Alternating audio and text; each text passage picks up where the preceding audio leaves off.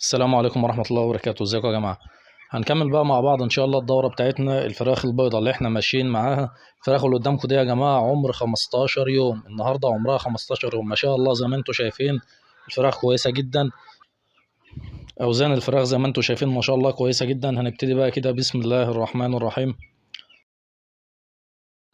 اول حاجة يا جماعة انتوا عارفين ان احنا بداية من عمر 10 ايام بنشتغل بجرعة الكوكسيديا. النهاردة ان شاء الله عمر 15 يوم هيبقى اخر جرعة كوكسيديا معانا.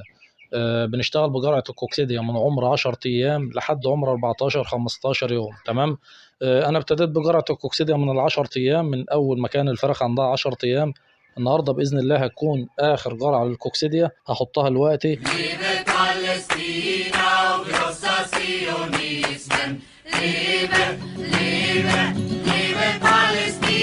زي ما شفتوا درجة حرارة عاملة 33، يعني أعلى مما احنا محتاجين دلوقتي كمان، لأن الجو بالنهار دافي. أنا لا مولع نور زي ما انتوا شايفين يا جماعة، النور مطفي، مفيش نور والع ولا حاجة. النور اللمبات قدامكم أهي مطفية، مفيش نور ولا حاجة. وبالعكس كمان الشباك كمان مفتوح.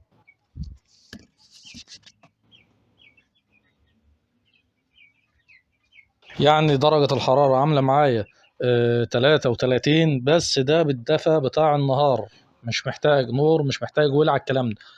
بداية من عمر 10 أيام المفروض إن إحنا بنثبت درجة الحرارة على 30 بالنهار ليل. تمام. هي جايبة معانا بالنهار الوقت 33 لوحدها أهي، فأكيد لا هنولع نور ولا أي حاجة، إلا لو كان المكان بتاعنا تحت في الضلمة، مكان ما بوصلوش نور زي ما النور عندي كده موجود، فبنولع لمبة بيضة بس للإضاءة مش أكتر من كده، لكن ما بنولعش إن إحنا ندفي، لأن الفراخ مش محتاجة دفء، الجو دافئ أصلا بالنهار. تمام.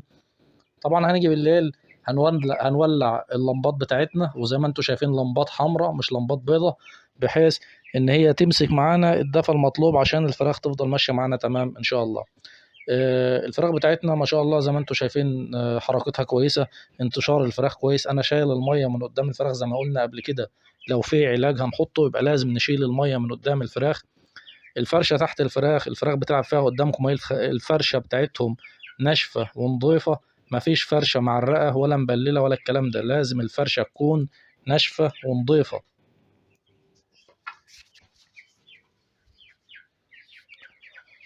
شايفين الفرشة عاملة ازاي قدامكم اهي؟ الفرشة اهي يا جماعة، بصوا بتعفر، لا طالعة ناشفة ونضيفة، بيبقى فيها نسبة رطوبة بس ان هي ما تطرش تطلع على صدر الفرخ ولا عينيه، مش اكتر من كده. الفرشة بتاعتي عالية، ارتفاع 10 سنتي، عشان كده الفرشة بتشرب الرطوبة وما بتبوظش صدر الفرخ ولا بتطلع بلل ولا الكلام ده تبوظ معانا صدر الفراخ ويجي لها برد. يبقى احنا لازم نهتم زي ما قلنا، لازم نهتم بالفرشة يكون ارتفاعها على الأقل 10 سنتي.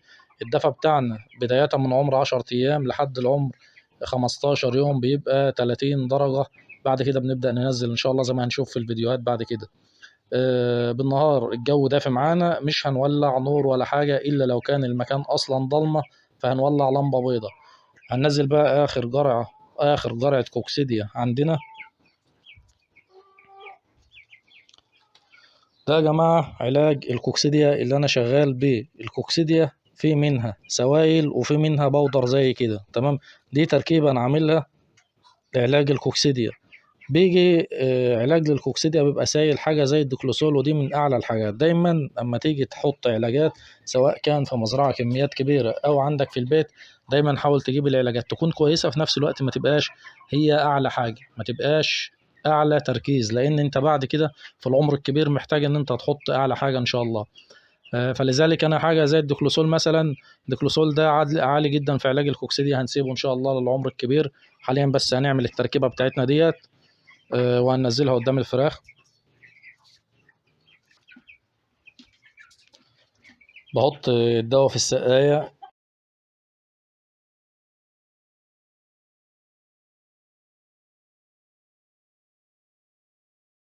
وبقلب كويس جدا زي ما انتم شايفين كده، بنقلب الدواء كويس جدا، عشان الدواء البودر ممكن يلم معايا او تلاقي في حاجات بتكلكع وكده. تقلب الدواء كويس جدا قبل ما تنزله، تتأكد ان هو داب كله في المية تمام كده.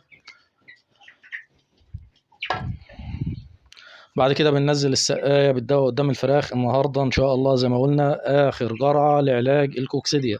الفراخ النهارده عمر 15 يوم، ودي اخر جرعه كوكسيديا حاطينها. بسم الله ما شاء الله، زي ما انتم شايفين الفراخ كلها هجمه على الميه، بتسحب الميه، لان احنا كنا معطشين قبل ما ننزل الدواء بساعتين يا جماعه.